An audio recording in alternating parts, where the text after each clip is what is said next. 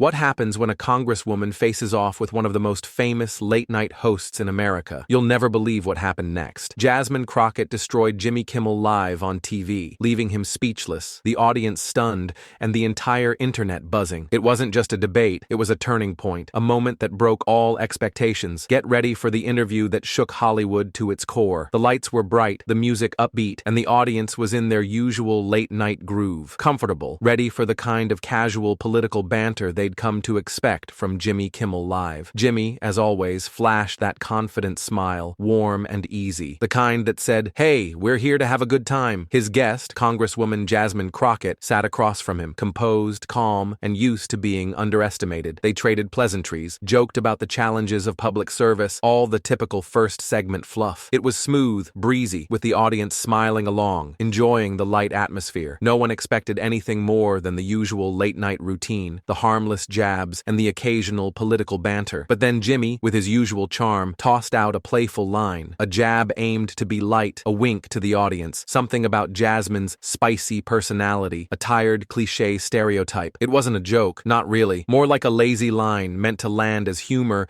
but not quite hitting the mark. His grin lingered a second too long, and the audience, unsure of how to react, chuckled politely. The line didn't land the way he thought it would, and then everything shifted. It wasn't loud or dramatic. There was no pause with swelling music, but the change was clear in Jasmine's posture. Her back straightened slightly. Her eyes, once soft and inviting, grew a little sharper. The smile she gave was still there, but now it was controlled, measured. She wasn't angry, just precise, a woman who had dealt with this before. A beat passed. Silence crept in, hanging in the air. For a moment, it felt like the room had collectively held its breath. The camera panned out, but even the audience's laughter seemed to vanish. Jasmine didn't need to raise her voice, shout, or call attention to the moment. She let the silence do the work. And in that silence, the tension became palpable. Jasmine hadn't said a word, but everyone could feel it. The audience, the crew, Jimmy, no one had expected the shift. She wasn't reacting. She was holding the space, controlling it with a calm authority. The stage was set for what came next. The moment had broken, and now all eyes were on her. As the conversation flowed,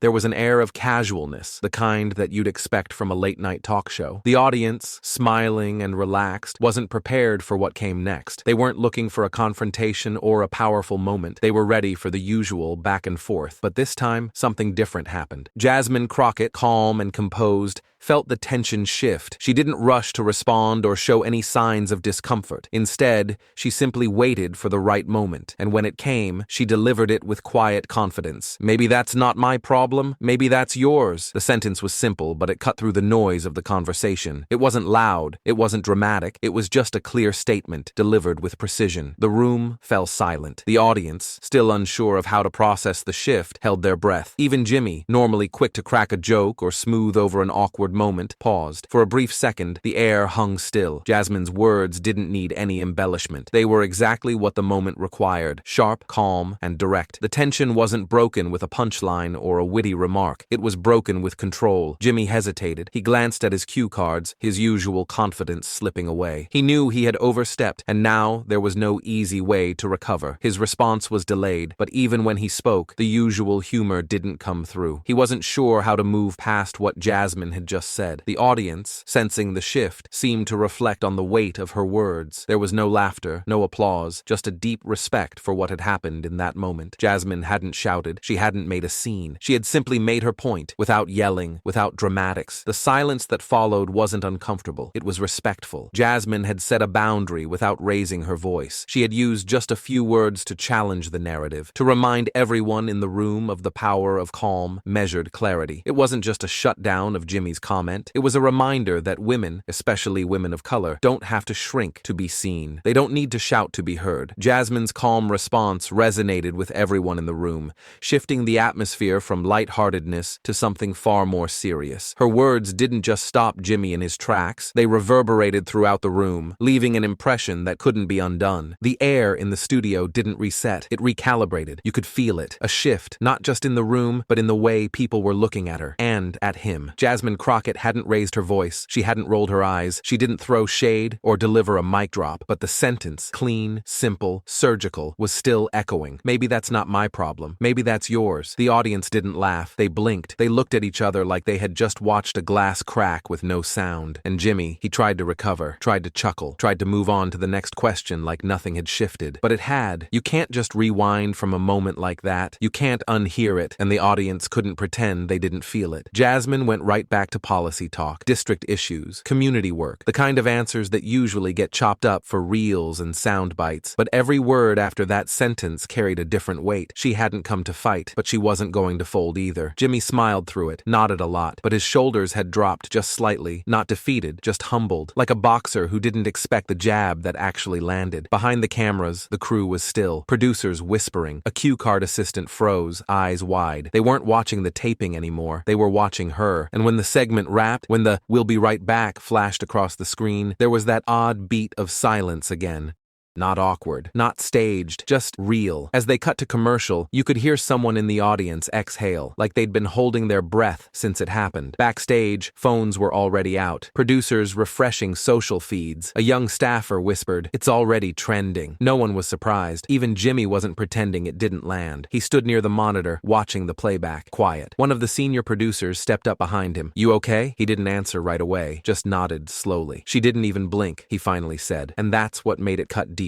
Not anger, not outrage, but control. That rare kind of clarity that doesn't demand attention, it just commands it. By the time the next guest came on, the vibe was still off. The band played their usual transition tune, but it felt like filler, like background noise to a conversation everyone was still having silently. In the hallway, Jasmine was already headed out, calm, still unshaken. Someone from wardrobe asked if she wanted anything. She just smiled. "I'm good." As her car pulled away from the lot, the internet was doing what it does, cutting the moment, captioning it, posting it raw. And the raw version, that's what hit first. No filters, no lower thirds. Just someone in the crowd who had pulled out their phone and hit record at the right time. No one had planned for this to go viral, but everyone knew it would. It started with a clip. Shaky camera, bad angle, no captions, just raw. Shot by a college kid sitting 3 rows back, too stunned to blink, let alone stop recording. Jasmine had just dropped that line. Jimmy was stuck in that half smile people wear when they know they've just been corrected, publicly, calmly, and without a single wasted word. The kid posted it with a caption that read, "This wasn't supposed to go like that." It took off in seconds. By the time the audience had made it to the parking lot, the clip had already hit TikTok. By the time Jasmine was in her car, it was on X, Reddit, and Instagram Reels, each one getting picked up and spun out like a runaway flame. No music, no edits, just a single moment. Her voice, calm. His face, caught mid-blink. The silence after. And then the audience reaction. Someone added a zoom in, another added subtitles, someone else added a supercut of the moment with other times politicians stayed quiet while being talked down to, and ended it with Jasmine saying, "Maybe that's not my problem, maybe that's yours." That line turned into a meme. Bold, white text, black background. Jasmine's face steady in the corner. Then came the remixes. Lo-fi chill beat under it. Dramatic trailer music. Someone added a gladiator horn drop right after she said it, and it still wasn't even 2 hours old. In group chats, it was the only thing being passed around. One person sent it with, "I've watched this 12 times and I'm still not over it." Another said, "She dismantled him without ever raising her voice." The takes came fast. Think pieces, blog posts, hot take threads with titles like, "Jasmine Crockett just gave a masterclass in poise under pressure. That's not sass, that's strategy." Big names noticed. Celebs reposted. Blue checkmarks praised her like they'd always believed in her. Activists called it a lesson in tactical silence. Even a few comedians reacted live on stream,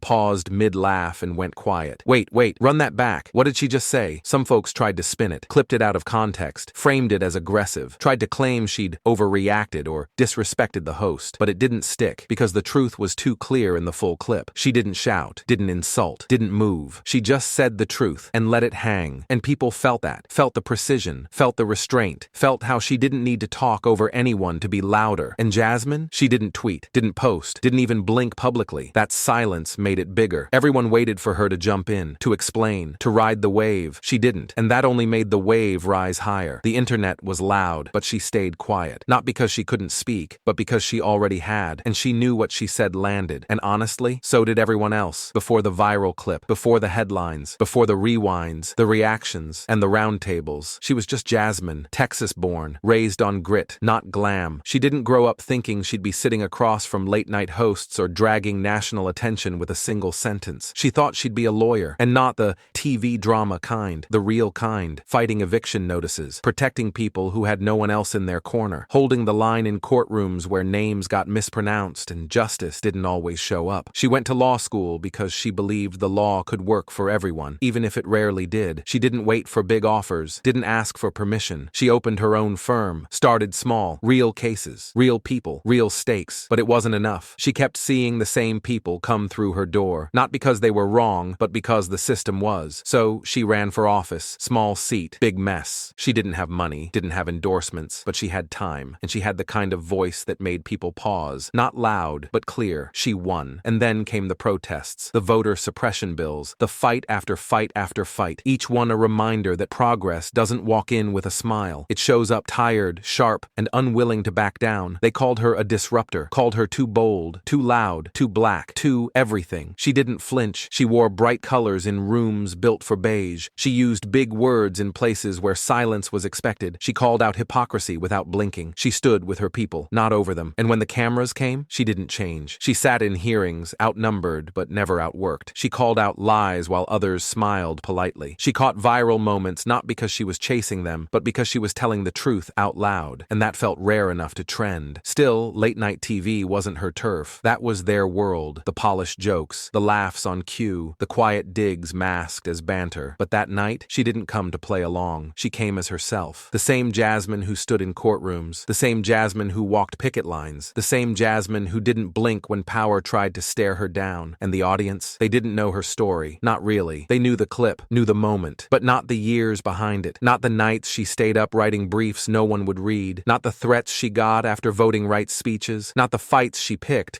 not because they were winnable, but because they were necessary. She didn't climb. She dug in. She didn't network. She worked. So when people saw her own that moment, saw her flip a room with nothing but composure, they were watching the tip of something deeper. That wasn't just TV. That was years of showing up, of being dismissed, of being told to smile more, of being told to wait her turn. That moment was never a surprise to her. She'd been building to it without asking for credit. Because Jasmine Crockett didn't come out of nowhere. She's been here. People just hadn't been paying attention until now. The clip had gone viral. The hashtags were still multiplying. But backstage, away from the echo of applause and the hum of camera gear being packed up, the air was quieter, almost still. It was 2 days later. Jasmine Crockett was back at the El Capitan Theater. Not as a guest, not for another round of debate, but for something quieter, more intentional. A closed-door meeting with one of the producers about a school initiative she was championing. Media literacy, political education in underserved classrooms. She wasn't expecting to see Jimmy, but the universe has its own timing. They crossed paths in the hallway, near the dressing rooms, a place meant for quick touch-ups and last-minute nerves. Not clarity, not closure. He saw her first, paused, maybe thinking she'd just nod and keep walking, maybe hoping she would, but something told him not to let it pass. He stepped forward. No crowd, no cue cards, just him. "Hey," he said, no joke tucked into the syllables, no smirk hiding in the tone, just that one word. Jasmine met his eyes, not guarded, not cold, just present. "Hey." For a second, it could have gone anywhere, but Jimmy spoke again. "I've been thinking about what you said that night." She didn't interrupt, didn't fill the silence for him. "I think I got comfortable," he continued. "Too comfortable. Forgot that being funny doesn't excuse being careless." She nodded, just slightly. "You're not the first," she said. "You won't be the last." He exhaled. "But I don't want to be either." There was a beat, a pause that felt like truth, stretching its arms. Then she softened, just slightly. "Then don't be." It wasn't dramatic. No strings played, no lights dimmed, but it landed, right there in the hallway. Something unspoken settled between them. "Thank you," he said. "Thank you for not torching me." Jasmine raised an eyebrow, half smirked. "I don't torch," she said. "I clarify." And for the first time that week, Jimmy laughed. Really laughed. Not for a camera, not for a segment, just because it felt human. They didn't take a photo, didn't tweet a recap, but that conversation mattered. Because growth, the real kind, doesn't always come with a trending tab. Sometimes it happens under fluorescent hallway lights between two people who see each other, even just for a moment. And as Jasmine walked away, heels clicking softly against the floor, Jimmy stood still, not trying to follow, just watching her go, a little quieter, a little wiser than he was before. It didn't end on that stage. The clip of Jasmine Crockett correcting Jimmy Kimmel with surgical precision might have been the peak moment, but it was never the full story, because the real aftermath didn't play out in viral tweets or YouTube thumbnails. It played out in what came after the cameras cut, in boardrooms, in green rooms, in dinner table conversations across the country. People weren't just entertained,